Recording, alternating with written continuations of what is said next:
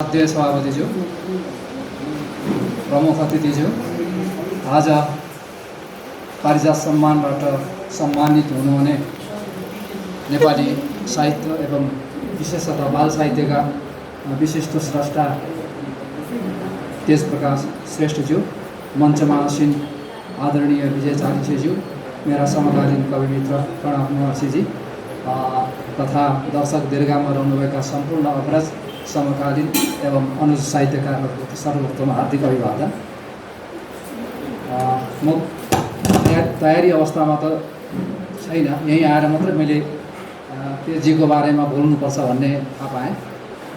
तथापि तेजप्रकाश श्रेष्ठ जीसँगको लामो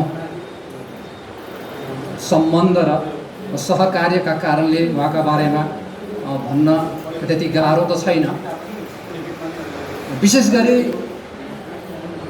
तेजप्रकाश श्रेष्ठ अहिले मेरो विचारमा 75 वर्षको हाराहारीमा हुनुहुन्छ र सबैभन्दा महत्त्वपूर्ण चाहिँ कुरो के हो भने अझै पनि उहाँका प्रत्येक वर्ष 3-4 वटा किताब प्रकाशित भइरहेका छन्। यसैले नै बताउँछ कि तेजप्रकाश श्रेष्ठ नेपाली साहित्यमा कति समर्पित भएर लागिरहनु भएको छ भनेर। विशेषतः उहाँ नेपाली साहित्यको मूल विधाहरू विशेष गरी कथा विधामा, नियात्रा विधामा बढी देखिनु भएको छ र त्योदेखि अझ बाहेक उहाँको समग्र मूल्याङ्कन गर्ने हो भने नेपाली बाल साहित्यको क्षेत्रमा उहाँको अद्वितीय योगदान छ। मेरो विचारमा अहिलेसम्म उहाँका नेपाली बाल साहित्यमा प्रकाशित कृतिहरूको सङ्ख्या पनि 60 भन्दा बढी पुगिसकेको हुनुपर्छ र ती कृतिहरूमा बाल कथाहरू छन्, चित्रकथाहरू छन्, बाल कविताका केही पुस्तकहरू पनि छन् र त्यो सँगसँगै उहाँले योगदान गर्नुभएको बाल साहित्यको अर्को क्षेत्र भनेको बाल नियात्रा सङ्ग्रह हो।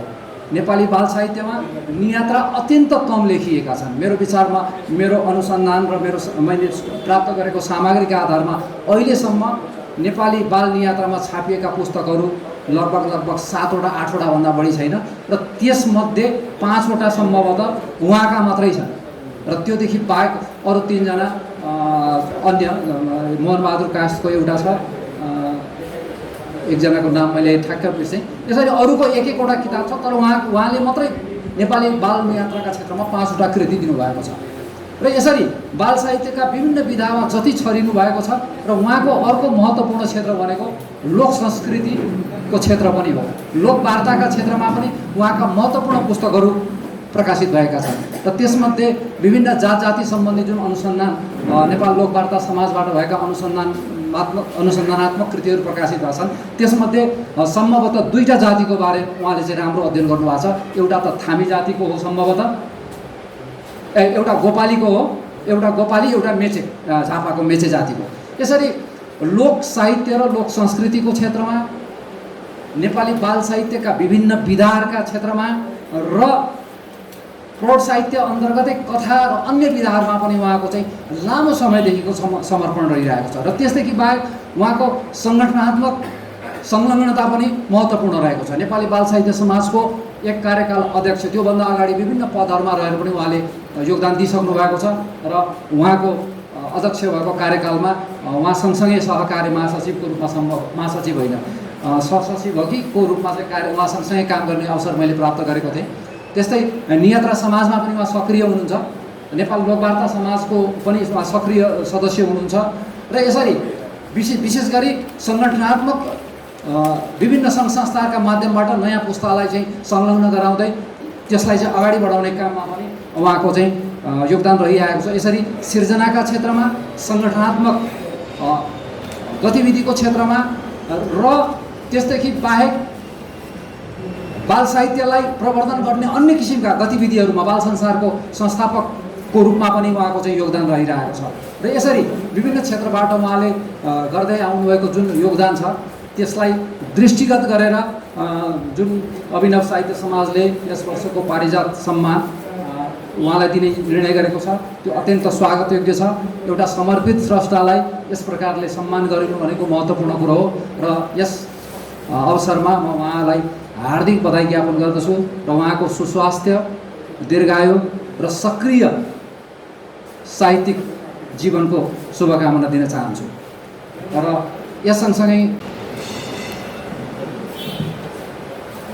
हामीका सभापति महोदय, प्रमुख अतिथिज्यू, सम्मानित व्यक्तित्वज्यू, मञ्चमा उपस्थित हुनुहुने सम्पूर्ण आगन्तुक हाम्रा अतिथिज्यूहरू लगायत सम्पूर्ण दीर्घासनमा बस्नुभएका कवि कवयित्रीहरू, कविको मन लिएर यस अभिनव साहित्य समाजलाई खुसी पार्न मनैभरि रमाउन आउनुभएका सम्पूर्ण आदरणीय विद्वानहरूलाई हार्दिक नमन गर्दछु अभिनव साहित्य समाजको तर्फबाट र मेरो आफ्नो तर्फबाट।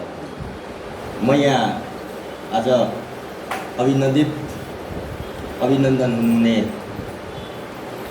व्यक्तित्व हुनुहुन्छ हाम्रो श्रीमान तेज प्रकाश श्रेष्ठज्यू, अभिनव साहित्य समाज जोरपाटी काठमाडौँ 2058 अभिनन्दन पत्र। श्रीमान तेज प्रकाश श्रेष्ठज्यू, चन्द्रगिरी नगरपालिका 4 काठमाडौँ। विक्रम सम्वत 2003 साल बैतडीमा जन्म भए हाल काठमाडौँलाई कर्मथलो बनाउँदै आउनुभएका तपाईँ माता तेजकुमारी र पिता रामबहादुर श्रेष्ठका सुयोग्य पुत्र हुनुहुन्छ। नेपाली विषय लिई MA सम्मको अध्ययन पुरा गर्नुभएका तपाईँलाई विक्रम सम्वत 2018बाट नै लेखन कार्यको थालनी गर्नुहुँदै 2025 सालदेखि आफ्ना रचना प्रकाशन गर्न सुरु गर्नुभएका पाइन्छ। 31 वर्षसम्म उपसचिव लेखा पदमा रही राष्ट्रिय सेवा गर्नुभएका तपाईँले उपन्यास, कविता सङ्ग्रह, लोक संस्कृति, यात्रा स्मरण, बाल साहित्य र लोक साहित्य आदिमा कलम चलाउँदै बाल साहित्यतर्फ कथा सङ्ग्रह, चित्रकथा, कविता, एकाङ्की, नियात्रा, जीवनी, उपन्यास र विविध गरी लगभग 74 भन्दा बढी कृति प्रकाशन गरिसक्नु भएको छ। यसै गरी पाठ्यपुस्तक लेखन र लेखा विषयमा पनि तपाईँको कलम चलेको देखिन्छ। यस्तै विभिन्न बाल साहित्य र पत्र पत्रिकामा पनि सम्पादन समेत गर्नुभएका तपाईँले गोपाली लोक साहित्य र मेचे लोक साहित्यमा शोध कार्य, अनेकौं कार्यशाला गोष्ठीहरूमा सहभागिता र नेपाल बाल साहित्य समाजको अध्यक्ष लगायत 12 भन्दा बढी संस्थाका विभिन्न पदमा रही सेवा पुर्याउनु भएको छ। साझा बाल साहित्य पुरस्कारदेखि सुरभि सम्मान 2076 सम्म 20 भन्दा बढी पुरस्कार र सम्मान प्राप्त गरिसक्नु भएको छ। तपाईले गर्नुभएका यिनै कार्यहरूको मूल्याङ्कन गर्दै पारिजात स्मृति अभिनव पुरस्कार 2069बाट नगद रु 15,000 सहित यो समाज तपाईलाई अभिनन्दन अर्पण 79बाट नगद रु 15,000 सहित यो समाज तपाईलाई अभिनन्दन अर्पण गर्दछ। तपाईको दीर्घ जीवन, सुस्वास्थ्य र अझै सृजनशीलताको विकास होस् भन्ने शुभकामना प्राप्त गर्दछ। परशुराम पराशर पराजुली सचिव, गोविन्द घिमिरे वेदमणि अध्यक्ष, प्राडा चूडामणि बन्धु प्रमुख अतिथिज्यू। मिति 2079 वैशाख 31 गते शनिबार। उहाँलाई आभार व्यक्त गर्दै हामी यो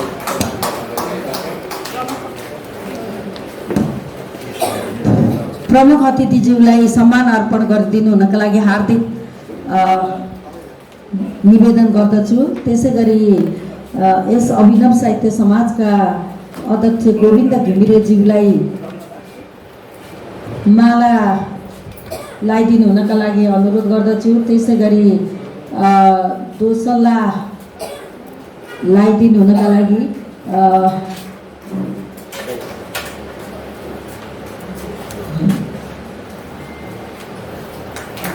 अनुरोध गर्दछु।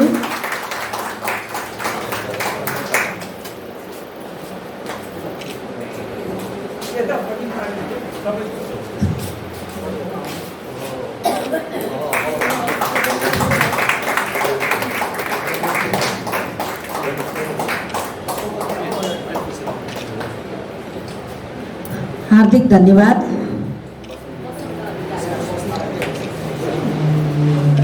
वसन्त दाई अगाडि आइदिनु हुनका लागि अनुरोध गरेँ मैले।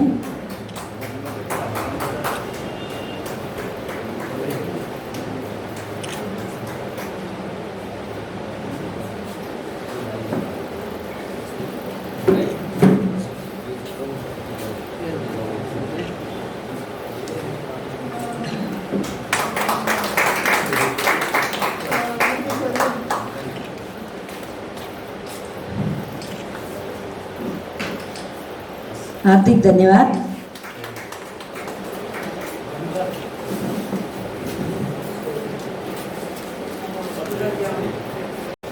धन्यवाद उद्घोषक महोदय। आजको यो अभिनवको 243औं गोष्ठी, जसमा पारिजातज्यूको स्मरण गरिरहेका छौँ र पुरस्कार अर्पण कार्यक्रम पनि सम्पन्न भइसकेको छ। सबैमा मेरो हार्दिक नमन।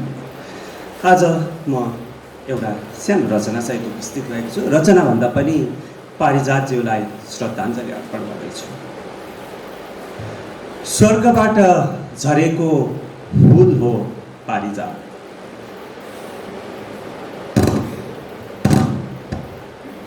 स्वर्गबाट झरेको फूल हो पारिजात, दार्जिलिङमा जन्मेकी प्रतिभा हुन् पारिजात। प्रखर सिर्जनाकी बेमिसाल ज्वाला हुन्, शिरीषको फूलमा बाँचिरहेकी पारिजात। आदिम देशभित्र वैशालु वर्तमान कल्पेर, आदिम देशभित्र वैशालु वर्तमान कल्पेर, अनिदो पहाड नाप्दै धुपी सल्ला र लालीगुराँसको फेदमा, नजन्माएको छोरा कल्पिँदै आधा आकाश फन्को मार्ने, साल्गीको बलात्कृत आँसुकी साक्षी हुन् विष्णु कुमारी वाइबा। आदिम देशभित्र वैशालु वर्तमान कल्पेर, अनिदो पहाड नाप्दै धुपी सल्ला र लालीगुराँसको फेदमा, नजन्माएको छोरा कल्पिँदै आधा आकाश फन्को मार्ने, साल्गीको बलात्कृत आँसुकी साक्षी हुन् विष्णु कुमारी वाइबा। शरीरभित्र अनगिन्ती आक्रमण बोकेकी, शरीरभित्र अनगिन्ती आक्रमण बोकेकी, हाड जोर्नी क्षयरोग अल्सर दमसँग लडेकी, सुकोमल शरीर उज्यालो तनभित्र चेतनाको भरभराउँदो रात बोकेकी, साहित्य आकाशकी विशिष्ट नक्षत्र पारिजात। शिरीषका फूलहरू फुलुन्जेल यो धरतीमा, शिरीषका फूलहरू फुलेसम्म यो धरतीमा, पारिजातका महक रहुन्जेल यस धरामा, बाँचिरहनेछन् उनी सृजनात्मक विचार बनेर, बाँचिरहनेकी छन् उनी सृजनात्मक विचार बनेर, जन्मिरहनेछन् पारिजातहरू साहित्य आकाशमा, मगमगाइरहेछन् ब्लू मिमोसा बनेर, समुद्र पारी बिरानो धरती र भूगोलहरूमा। उमेरसँग बाँच्दो रहेनछ मान्छे, उमेरसँग बाँच्दो रहेनछ मान्छे, कीर्तिलाई सलाम। उमेरसँग बाँच्दो रहेनछ मान्छे, कीर्तिलाई सलाम। शरीरसँगै गल्दो रहेनछ मान्छे, दृढतालाई सम्मान। सम्झिरहनेछौँ पारिजातलाई सधैँ सधैँ यसै गरी, सम्झिरहनेछौँ पारिजातलाई सधैँ सधैँ यसै गरी, चिरायु छन् तिम्रा कलम अटल निश्चल श्रद्धाञ्जली, चिरायु छन् तिम्रा कलम अटल निश्चल श्रद्धाञ्जली। पुनः हार्दिक श्रद्धाञ्जली।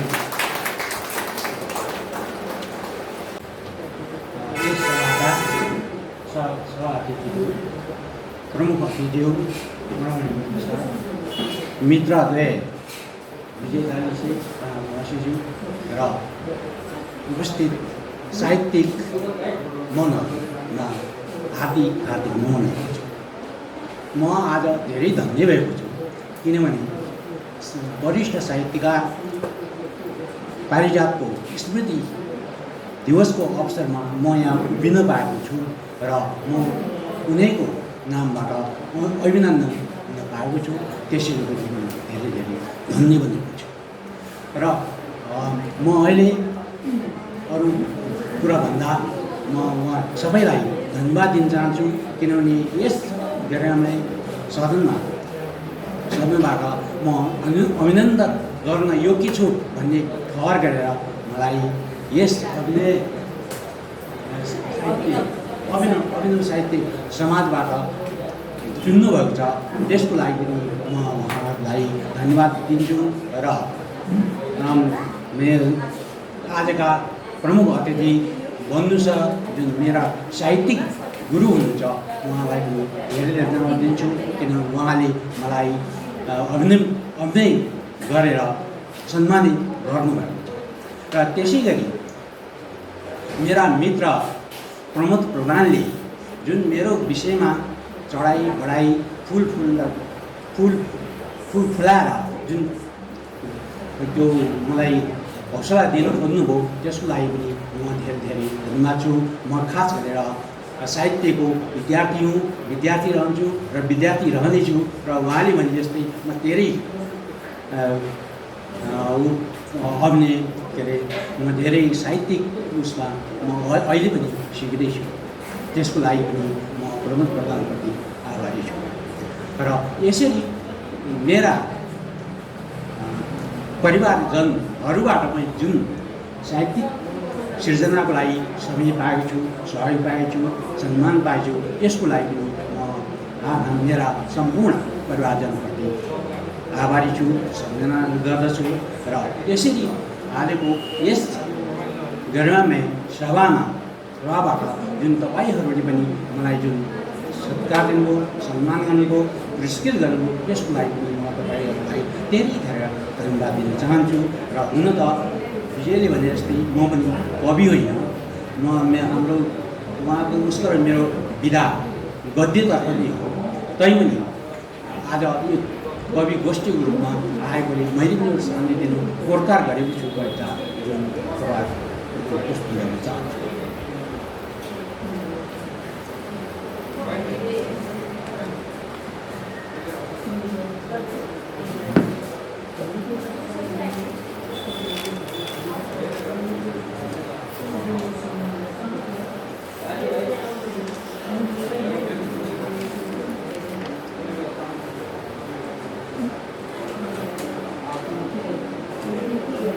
मेरो यो शीर्षक छ बाढी मिठो सङ्केत। बाढी लाग्नु एउटा सङ्केत हो।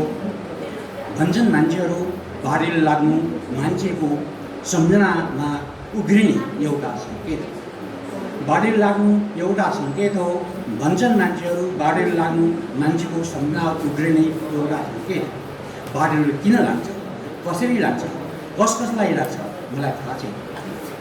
बाढीले किन लाग्छ, कसरी लाग्छ, कसलाई लाग्छ मलाई थाहा छैन। बाढीले लाग्छ मान्छेलाई नत्र कि पशु पक्षीलाई पनि लाग्छ, त्यो पनि मलाई थाहा छैन। भन्छन् मान्छेहरू कसैले सम्झिदिँदा, कसैले मन पराइदिँदा, कसैले माया बसाइदिँदा बाढीले लाग्छ। हिक्कको सङ्गीतसँगै बाढीले लाग्छ मान्छेलाई। सम्झन्छन् आफन्त प्रियजन, सम्झन्छ पराई ईर्ष्यालुजन, अनि खिच राख्छ झुम्याउन। कसको मायाको सङ्केत हो यो बाढीले, कसको ईर्ष्याको सङ्केत हो यो बाढीले। मान्छेले अनुभव गर्छ बाढीले, पशुपक्षीले अनुभव गर्छ त बाढीले मलाई थाहा छैन। हो बाढीले लाग्छ मान्छेलाई, बाढीले लाग्छ मान्छेलाई मात्र भन्छन् मान्छेहरू। मान्छे माया साट्न सिपालु छ, मान्छे ईर्ष्या बाँड्न सिपालु छ, मान्छे अनुभव गर्न सिपालु छ, मान्छे सम्झना गर्न खप्पिस छ। र मान्छेहरू भन्छन् बाढीले लाग्नु एउटा सङ्केत हो, सम्झनाको एउटा सङ्केत हो, माया गर्ने